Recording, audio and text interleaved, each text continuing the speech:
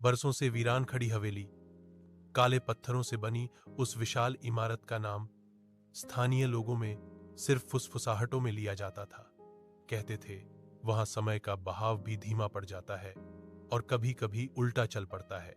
आरा, एक 22 वर्षीय film student, अपनी डॉक्यूमेंट्री के लिए इस हवेली की ओर बढ़ रही थी। उसे अपने कैमरे में कुछ अनदेखा कैद करना था, पर उसकी असली वजह कुछ और थी। उसकी बहन तारा 3 महीने पहले इसी हवेली में लापता हुई थी। पुलिस ने इसे एक रूम एस्केप एक्सपेरिमेंट का हादसा बताया, पर आरा जानती थी कि तारा कहीं गई नहीं। गार्ड्स ने खुद चीखें सुनी थी। रात का घना कोहरा हवेली के चारों ओर ऐसे लिपटा था जैसे कोई प्रेत उसका पहरा दे रहा हो।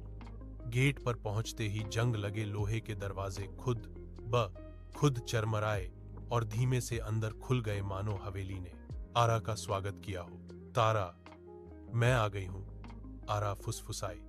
हालांकि उसके दिल में डर भूचाल की तरह उठा। अंदर कदम रखते ही धूल की परतें, टूटे झूमर और लंबे अंधेरे गलियारे उसके सामने थे। हर कमरे से सड़न और सीलन की गंध आती थी, पर हवेली का असली गला घोंट देने वाला हिस्सा था उसका 14वां दरवाजा। कहते थे कि हवेली में सिर्फ 13 कमरे हैं, पर हर रात ठीक 2-14 पर एक छुपा हुआ 14वां दरवाजा प्रकट होता है और फिर गायब हो जाता है। तारा ने आखिरी बार अपनी रिकॉर्डिंग में इस कमरे का जिक्र किया था। आरा के कदमों की आवाज उस विशाल हॉल में गूंज रही थी। उसने दीवार पर उतरती पेंटिंग्स को गौर से देखा।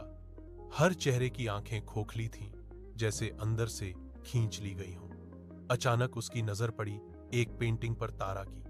वही चेहरे, वही आंखें, पर उसने ये पेंटिंग पहले कभी नहीं देखी थी।